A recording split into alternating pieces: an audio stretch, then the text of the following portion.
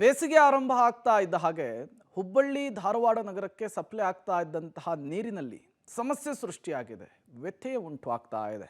ಈ ಸಮಸ್ಯೆಗೆ ಕಾರಣವಾದರೂ ಏನು? ಜನ ಈ ವಿರುದ್ಧ ಯಾವ ರೀತಿ ಆಕ್ರೋಶವನ್ನು ಹೊರಹಾಕ್ತಿದ್ದಾರೆ? ಬನ್ನಿ ನೋಡ್ಕೊಂಡು ಬರೋಣ. ಬೇಸಿಗೆ ಆರಂಭ, ಎಲ್ಲೆಡೆ ನೀರಿಗಾಗಿ ಹಾಹಾಕಾರ.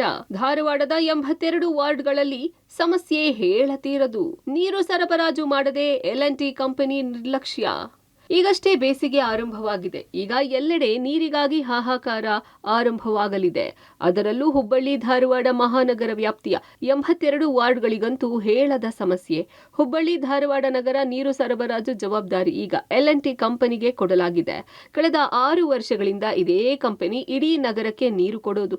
ಆದರೆ ಇವರು ನಿರ್ವಹಣೆ ಮಾಡೋದ್ರಲ್ಲಿ ಸಂಪೂರ್ಣ ವಿಫಲರಾಗಿದ್ದಾರೆ. ಈ 82 ವಾರ್ಡ್ಗಳಲ್ಲಿ ಕೆಲವು ವಾರ್ಡ್ನಲ್ಲಿ ದಿನದ 24 ಗಂಟೆಯೂ ನೀರು ಸರಬರಾಜು ಇದೆ. ಉಳಿದಂತೆ 50ಕ್ಕೂ ಹೆಚ್ಚು ವಾರ್ಡ್ಗಳಲ್ಲಿ 7 ದಿನಕ್ಕೊಮ್ಮೆ ನೀರು ಬಿಡಲಾಗುತ್ತಿದೆ. ಈ 7 ದಿನಕ್ಕೆ ಒಮ್ಮೆ ನೀರು ಬಿಟ್ಟರೂ ಅದು ಸರಿಯಾಗಿ ಬಿಡಲ್ಲ. ಜನರಿಗೆ ಬೇಕಾದಷ್ಟು ನೀರು ಸಿಗೋದೇ ಇಲ್ಲ. ಈ ಬಗ್ಗೆ ಪಾಲಿಕೆಗೆ ದೂರು ನೀಡಿದ್ರೆ ಟ್ಯಾಂಕರ್ ವಾಟರ್ ಕಳಿಸಿಕೊಡ್ತಾರೆ. ಇದು ಒಂದೇ ದಿನದ ಸಮಸ್ಯೆ ಇದ್ದಿದ್ರೆ ಜನ ಹೇಗೋ ಹೊಂದಿಕೊಳ್ಳಬಹುದಿತ್ತು. ಆದರೆ ಪ್ರತಿದಿನ ಇದೇ ಸಮಸ್ಯೆ. ನಗರದ ಕೆಲವು ಕಡೆ ಸಿಹಿ ನೀರಿನ ಸಪ್ಲೈ ಕೂಡ ಇಲ್ಲ. ಅಲ್ಲಿ ಈಗಲೂ ಇವರು ಟ್ಯಾಂಕರ್ ಮೂಲಕವೇ ನೀರು ಕೊಡೋದು. ಇದರಿಂದ ಜನರು ಬೇಸತ್ತು ಹೋಗಿದ್ದಾರೆ.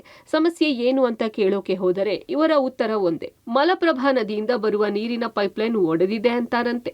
ಬೇಸಿಗೆಲ್ಲಾಗ ಇಲ್ಲಿ ನೀರಿನ ಹಾಕಾರ ಭಾಳ ಐತೆ. ಕಾರ್ಪೊರೇಷನ್ ಅಂಡರ್ ನಮಗೆಲ್ಲ ನೀರು ಬರ್ತಿತ್ತು. ಈಗ L&T ಅನ್ನೋ ಒಂದು ಪ್ರೈವೇಟ್ ಕಂಪ್ನಿ ಕೊಟ್ಟಿದ್ದಾರೆ. ಅವರು ಇರ್ತಕ್ಕಂಥ ಕೆಲವೊಂದು ವಾರ್ಡ್ನಾಗ 24 ತಾಸು ಐತ್ರಿ. ಬೇರೆ ಬೇರೆ ಏರಿಯಾದಾಗೆಲ್ಲ 2 ದಿವಸಕ್ಕೊಮ್ಮೆ ನೀರು ಬಿಡ್ತಾರೆ. ಮಲಪ್ರಭಾದಿಂದ ಬರ್ತಕ್ಕಂಥ ಸೌದತ್ತಿ ರೋಡ್ನಾಗ ಪೈಪ್ ಹೊಡೆದೈತಿ ಅನ್ನೋದು 2 ದಿವಸ ಗ್ಯಾಪ್ ಮಾಡೋದು ಈ ರೀತಿ ಮಾಡಂತಾರೆ. ಮತ್ತು ಜನ ನೀರು ಸಲುವಾಗಿ ಸಾಯಕ್ಕೆ ಕುಂತಾರೆ. ನೋವು ಆಗತೈತಿ. ಯಾಕಂದ್ರೆ ಹುಬ್ಳಿ ಧಾರವಾಡದಾಗ 82 ವಾರ್ಡ್ ಅದಾವ. ಇಲ್ಲಿ ನೀರಿಂದ ಭಾಳ ಪ್ರಾಬ್ಲಮ್ ಐತಿ.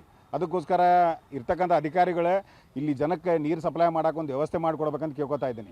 ಈ L&T ಕಂಪನಿಗೆ ಇದರ ಟೆಂಡರ್ ಕೊಡೋ ಮೊದಲು ವಾರ್ಡ್ ಬೋರ್ಡ್ನವರು ಸರಿಯಾಗಿಯೇ ನಗರಕ್ಕೆ ನೀರು ಪೂರೈಕೆ ಮಾಡುತ್ತಿದ್ದರು. ಆದರೆ ಇವರಿಗೆ ಟೆಂಡರ್ ಕೊಟ್ಟ ನಂತರ ಸಮಸ್ಯೆ ಆರಂಭ ಆಗಿದ್ದು. ಈಗಾಗಲೇ ನಗರಕ್ಕೆ 24/7 ವಾಟರ್ ಸಪ್ಲೈ ಕೊಡುವ ವಿಚಾರದಲ್ಲಿ ಸಾಕಷ್ಟು ಸಭೆ ಮಾಡಿದ್ದಾರೆ. ಆಗಲೇ 30 ಕೋಟಿ ಈ ಕಂಪನಿಗೆ ದಂಡ ಕೂಡ ಹಾಕಿಯಾಗಿದೆ.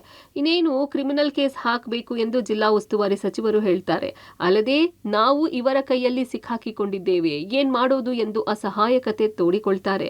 L&T ಅವ್ರದ್ದು ಸಮಸ್ಯೆ ನಿಮಗೂ ಗೊತ್ತಿದೆ. ಈಗ ನಾವು ಸಿಕ್ಕಂಬಿಟ್ಟಿದ್ದೀವಿ. ಇದು ಒಂದು ಇಂಟರ್ನ್ಯಾಷನಲ್ ಕಂಪ್ನಿ, ಮಲ್ಟಿನ್ಯಾಷನಲ್ ಕಂಪ್ನಿ ಆಗಿ ಕಳೆದ 6 ವರ್ಷಗಳಿಂದ ಇವ್ರು ಯಾರೂ ಕೆಲಸ ಮಾಡ್ತಾ ಇಲ್ಲ.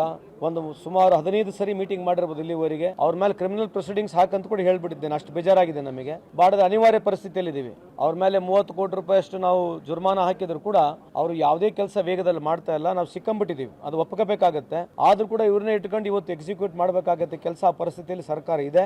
ಒಟ್ನಲ್ಲಿ ಈಗಲೇ ನೀರನ್ನ ಸರಿಯಾಗಿ ಪೂರೈಕೆ ಮಾಡದೇ ಇರುವ ಈ L&T ಕಂಪನಿ ಮುಂದೆ ಹೇಗ್ ನೀರು ಕೊಡುತ್ತೆ ಅನ್ನೋ ಪ್ರಶ್ನೆ ಎದ್ದಿದೆ. ಸದ್ಯ ಬೇಸಿಗೆ ಇನ್ನೂ ಹೆಚ್ಚಾಗುವ ಮೊದಲೇ ಇದಕ್ಕೆ ಸರಿಯಾದ ಉತ್ತರ ಹುಡುಕಿ ಜನರಿಗೆ ನೀರು ಪೂರೈಕೆ ಮಾಡಬೇಕಿದೆ. ಜಾವಿದ ಧೋನಿ, ಪಬ್ಲಿಕ್ ಟಿವಿ, ಧಾರವಾಡ.